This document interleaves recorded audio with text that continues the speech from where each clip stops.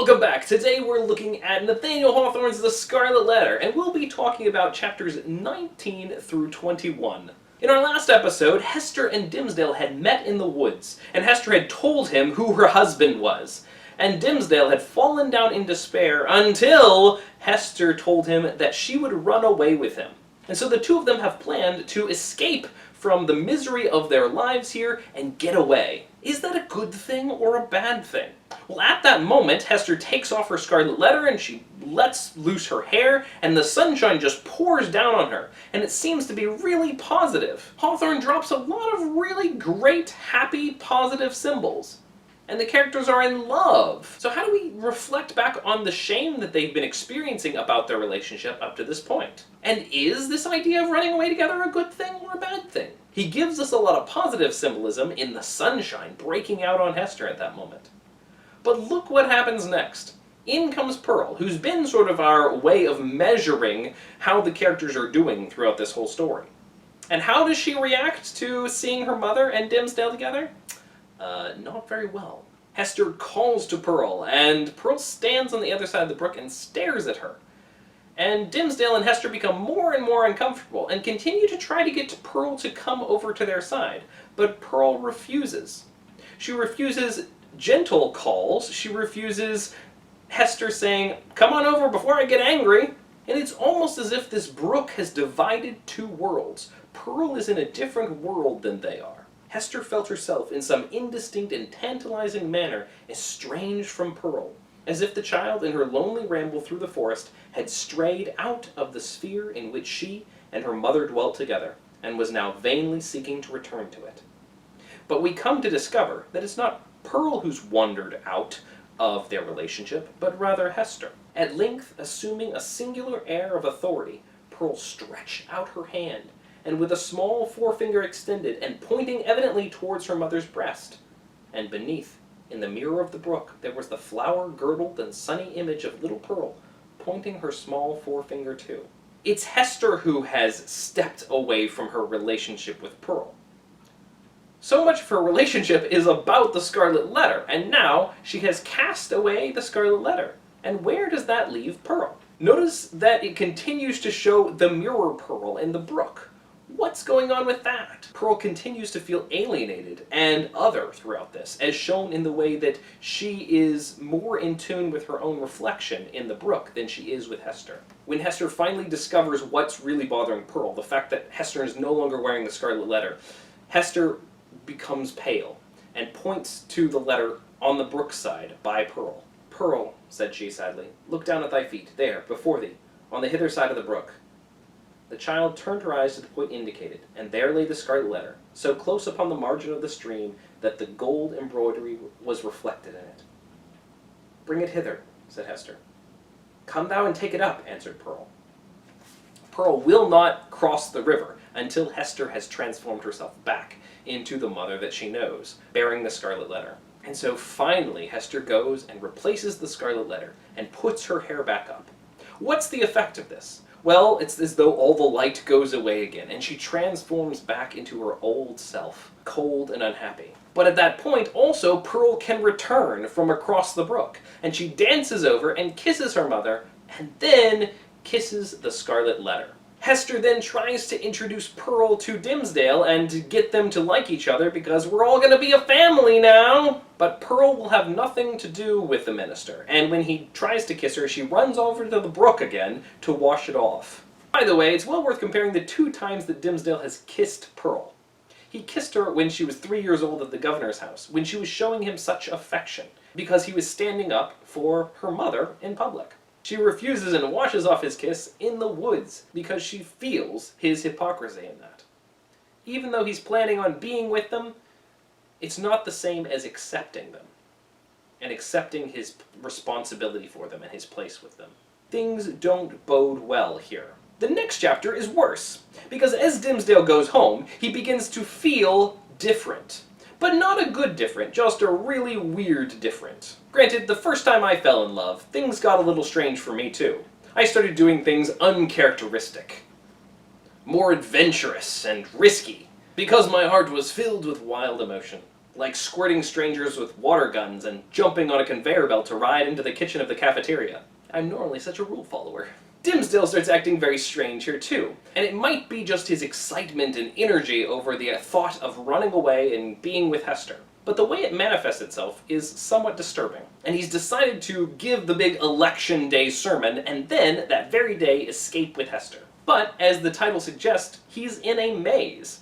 On the way home, he keeps running into people who he would normally chat with, but he has these horrible, perverse temptations. When he sees this elderly deacon, he has this huge temptation to say something blasphemous to the man. When he meets this sweet little old lady who always hopes that her minister will whisper a scripture in her ear, he can't think of any scriptures at all. All that's running through his head is this argument against the immortality of the soul. And then he runs into this sweet young maiden of his church who just idolizes him. And he's tempted to say something to her that will lead her down a terrible path. And all he can do is force himself to snub her and walk away from her.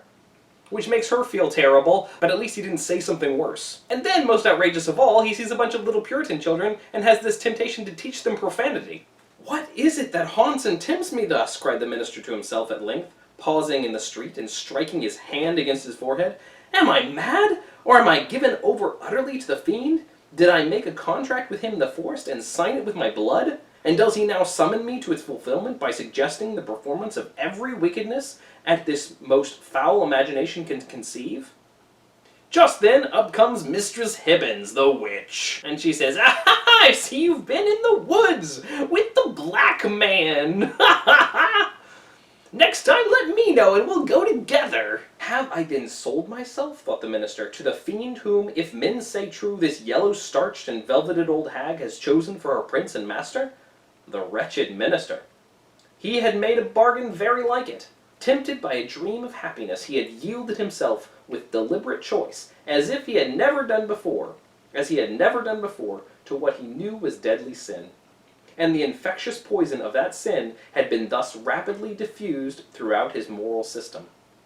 It had stupefied all blessed impulses and awakened into vivid life the whole brotherhood of bad ones. Dimmesdale's not the kind of person who can do something that he feels as wrong and get away with it. That's what he did before, and it's eaten him up for years. Even though it felt awfully good in the woods, is he going to be okay running away with something that he feels shameful about? Even if it means giving Hester and Pearl a family? He gets home and he sees Chillingworth, and Chillingworth says, "Hey, do you want anything? Any medicines? Any help tonight?" And Dimmesdale says, "Not today, Satan. No, I'm good. I'm going to go write my election sermon. I'm just fine." And he goes and he throws out his old election sermon and he writes a brand new one. And it's really going to be good. Chapter 21. We arrive at the election day. The New England holiday. These people really like their governors, because election day is a huge celebration and holiday. And all these people are in town who aren't normally in town. It's a big hustle and bustle. And everyone's excited. And Hester and Pearl are there in the crowd too. They know that they're going to be running away with Dimmesdale this very day, and the anticipation is building in Hester. She knows that she'll be free from the Scarlet Letter in just a few short hours. She'll throw it into the ocean and it will be gone forever. Pearl, on the other hand, is asking complicated questions. She wonders why Dimmesdale doesn't come up and greet them in public. And again, why he holds his hand over his heart. She knows the connection, she knows everything going on, but no one will speak of it to her, and no one will explain it to her. "What a strange, sad man is he," said the child, as if speaking partly to herself. "In the dark night time, he calls us to him, and holds thy hand in mine, as when we stood with him on yonder scaffold. And in the deep forest, where only the old trees can hear and the strip of sky see it, he talks with thee, sitting on a heap of moss, and he kisses my forehead, too, so that the little brook would hardly wash it off. But here, in the sunny day, and among all the people, he knows us not, nor must we know him. A strange, sad man is he, with his hand always over his heart." But Hester tries to distract Pearl with the excitement of the day, and all the new people and all the new sights in town with the big celebration. There's all these different people, sailors who have come in from different ports, who aren't Puritans and have a little bit of a wilder edge than all the Puritans here, and these Native Americans who have come in from the woods, and they're of course very different from the Puritan people here. This is the most exotic and exciting the town gets. And in fact, here comes this big sea captain who's all decked out in gold and cool, fancy outfit. And he comes up to Hester, something that nobody else seems to want to do. I mean, she's the one that's isolated that nobody ever talks to. But he walks right up to her. This is the captain with whom she and Dimmesdale are going to go as soon as all this is over. But he says, we have a little bit of extra luck here. Guess what? We got a doctor on board. Always a good thing to have a doctor when you're sailing. Hester is surprised, and the sailor continues, Why, know ye not that this physician here, Chillingworth he calls himself, is minded to try cabin fare with you? Aye, aye, you must have known it, for he tells me he is of your party, and a close friend to that gentleman you spoke of, he that is in peril from these sour old Puritan rulers. And in that moment, Hester realizes, and she glances through the crowd, and she sees Chillingworth, and Chillingworth smiles at her. You can't escape from Chillingworth. No matter where you go, there is no getting away.